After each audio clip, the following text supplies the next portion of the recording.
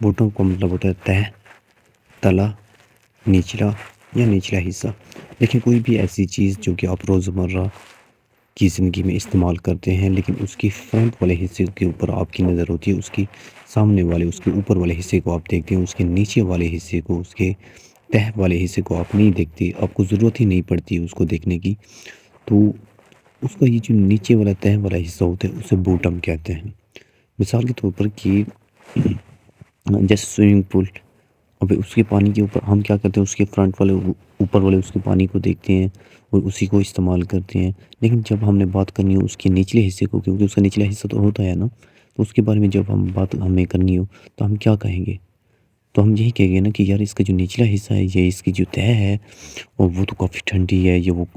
وہاں پہ کچھ مجھے محسوس ہو رہا ہے۔ تو ایسے سینس میں کہ جیسے کہ آپ شوز کے بارے میں اگر آپ دیکھیں تو آپ جو ہے اپنے دوستوں کے شوز دیکھتے ہو، اوپر سے ہی دیکھتے ہو، حالانکہ اس کے نیچے نچلا حصہ بھی تو ہوتا ہے، لیکن کبھی آپ نے دھیان نہیں دیا ہوتا۔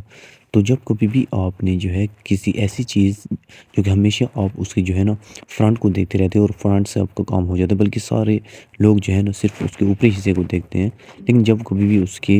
نچلے حصے کو، اس کی تہ کے بارے میں بات کرنی ہوتی ہے، تب آپ لفظ استعمال کرو گے بوٹم کا۔ ایگزامپلس دیکھیں، دوسری ایگزامپل دیں، please check the bottom of your shoes for dirt. اپنے شوز کے آپ جو ہے بوٹم کو، تلے کو آپ چیک کریں، وہ کافی گندا ہے۔ تیسری example, the bottom of the glass is broken, کہ گلاس کا یہ جو اوپر والا آپ حصہ تو دکھا رہے ہو، اس کے نچلا حصہ دیکھو وہ ٹوٹا ہوا ہے۔